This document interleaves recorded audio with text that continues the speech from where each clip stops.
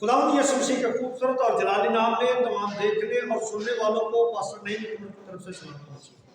मसीह यीशु में मेरे अजीज बहनों, भाइयों, बुजुर्गों, बच्चों, पिछली वीडियो में हमने कुर्बानगाह के नीचे रूहों पर बात की।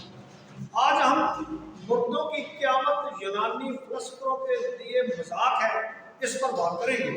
इससे पहले कि हम मुर्दों की क़यामत यूनानी फलसफरों के लिए मजाक है, इस पर बात करें, आप अगर हमारे चैनल पर नए हैं और आप बाइबल मुकद्दस और जनरल नॉलेज के दिलचस्प बाबरकत टॉपिक पर मुख्तसर वक्त अल्फाज में सुनना, सीखना, जानना चाहते हैं तो सबसे पहले हमारे चैनल को सब्सक्राइब कर लें, बेल आइकन को जरूर प्रेस करें ताकि आने वाली वीडियो की अपडेट आपको मिलती रहे। और मेरा ईमान है चैनल को सब्सक्राइब करना आपके लिए बरकत का, खुशी का, इल्म में तरक्की का और सोच में तब्दीली का बायस होगा। आए फिर मुर्दों की क़यामत यूनानी फलसफरों के लिए मजाक है, इस पर बात करते हैं। इसके लिए हम इमाल की किताब और उसका 17वां बाब और आयत नंबर 32 को अपनी रहनुमाई के लिए पढ़ते हैं। वहां पर साफ और वाज़ेह मरकूम है, जब उन्होंने मुर्दों की क़यामत का जिक्र सुना तो बाज ठट्ठा मारने लगे और बाज ने कहा, ये बात हम तुझसे फिर कभी सुनेंगे। याद रहे, दुनिया में मसीह के जी उठने का इनकार हकीकत में इसलिए किया जाता है क्योंकि यूनानी दहरियत जो दुनिया पर राज करती है वो बर्बाद होती है। इसलिए यूनानी दहरियत को बचाने के लिए लोग मन गढ़ंत किस्से, कहानियां सुनाते हैं जिनका ना हकीकत से कोई तल्लुक था, ना तल्लुक है और ना हकीकत से कोई तल्लुक होगा। क्योंकि यूनानी फलसफरों का ख्याल था कि बदन रूह का कैदखाना है और जब बदन पर मौत आती है तो रूह बदन से आज़ाद होकर खुशी और शादमानी को हासिल करती है या खुशी या शादमानी में दाखिल हो जाती है। बिल्कुल इसी तरह की सोच रखने वाले मुअल्लिम जी उठने का इनकार करते हैं और वो दावा करते हैं कि जिस क़यामत का मसीह ने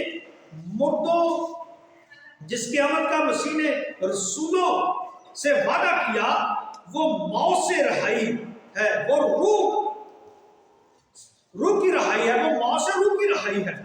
और पौलुस रसूल उनके बारे में दूसरा तीमुथियुस और उसका दूसरा बाब और उसकी आयत नंबर 18 में एक साफ और वाज़ेह बयान देते हुए कहता है कि लिखा है कि वो ये कहकर के क़यामत हो चुकी है, हक से गुमराह हो गए हैं और बाज का ईमान बिगाड़ते हैं।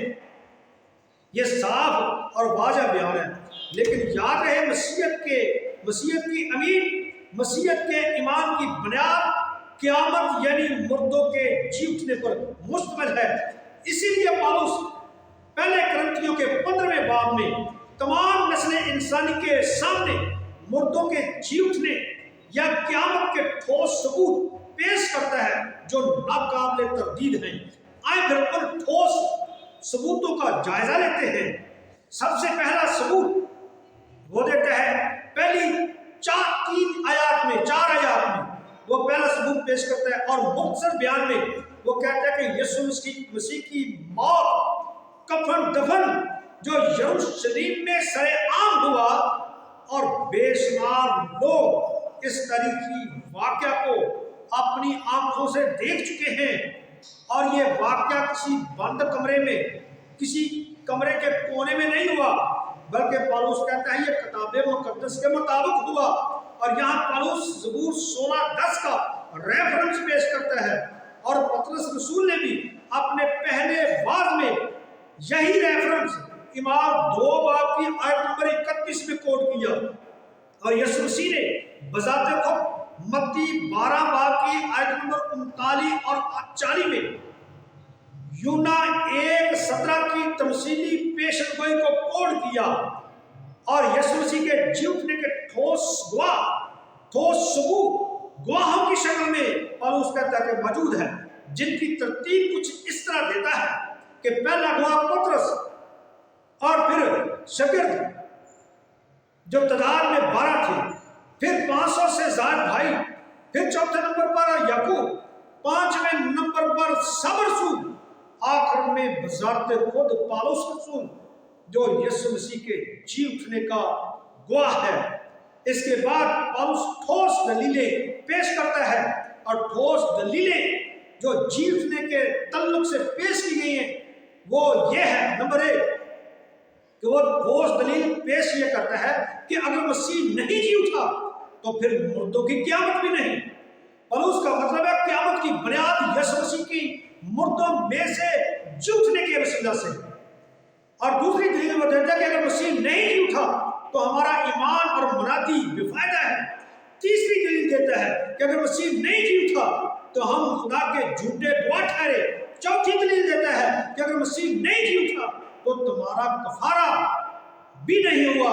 पांचवी दलील देता है कि अगर मसीह नहीं जी उठा तो अंजील की खातिर मारे जाने वाले सभी लोग, या दूसरे लफ्जों में मसीह में जो सो गए हैं वो भी हलाक हुए। और याद रहे, इन्हीं ठोस सबूतों और दलाइल की बुनियाद पर कुरिन्थस की कलीसिया ने खुशखबरी के कलाम को कबूल किया, या दूसरे लफ्जों में खुशखबरी का कलाम सुनने और सुनाने वाले जो हैं वो किसी धोखे का, किसी गलतफहमी का शिकार न थे। छठी दलील देते हुए वो कहता है कि आदमी के पास मौत आई, आदमी ही के पास मुर्दों की क़यामत आई, और या हुई या होगी। और याद रहे, आखिर में अगले हिस्से में वो क़यामत के इनकारियों से खिताब करता है और कहता है कि अगर मुर्दों की क़यामत नहीं तो फिर मुर्दों के लिए बपतिस्मा क्यों लिया जाता है। दूसरी दलील वो देता है कि अगर मुर्दों की क़यामत नहीं तो फिर हम अंजील के बायस खतरों में क्यों रहते हैं, मतलब हम बिला वजह खतरों में क्यों जिंदगी बसर कर रहे हैं। अगली दलील वो देता है कि अगर मुर्दों की क़यामत नहीं तो मेरा क्रिसमस में दरिंदों से लड़ना किस बुनियाद पर था। अगली दलील वो देता है कि अगर मुर्दों की क़यामत नहीं तो फिर खाओ पियो मौज करो, सब कुछ ठीक है, सब कुछ जायज है। आगे चलकर कहते हैं शर्म करो। अब पूछोगे कि मुर्दे किस तरह जी उठते हैं, उनको वो इस तरह बयान करता है, इस तरह लिखता है, इस तरह वाजा करता है। नदानो, सोचो, गौर करो, तुम जो बोते हो जब तक मर ना जाए जिंदा नहीं होता। पौलुस कहता है कि खुदा ने हर चीज को अपनी कुदरत से मुख्तलिफ किस्म के इजसाम दिए और हर जिस्म, हर चीज खुदा की कुदरत से काम करती हुई दिखाई देती है। क्या कोई खुदा की कुदरत पर शक करेगा कि खुदा मुर्दों को कैसे जलाएगा। बिलाकर पौलुस सारी गुफ्तगू को नीचे पर ले जाता है, नतीजे पर ले जाता है और कहता है क़यामत यकीनी है, फना को बका हासिल होगी। और फना को कैसे बका मिलेगी। लिखा है कि जिस तरह खाकी की सूरत पर हुए उसी तरह आसमानी की सूरत पर भी होंगे, लेकिन खून और गोश्त खुदा की बादशाही के वारिस न होंगे। फना की हालत में बोए गए, गैर फानी की हालत में जलाल में जी उठेंगे या उठाए जाएंगे। फना की हालत में जिंदा बदल कर गैर फानी जलाली बदल इख्तियार कर लेंगे और ये सब कुछ नरसिंगा फूंकते ही होगा। तब मौत फतह का लुकमा हो जाएगी। अगली वीडियो में हम लीडरशिप क्या है इस पर बात करेंगे। तब तक के लिए आपसे इजाजत चाहेंगे। खुदा आपको बरकत दे। आमीन।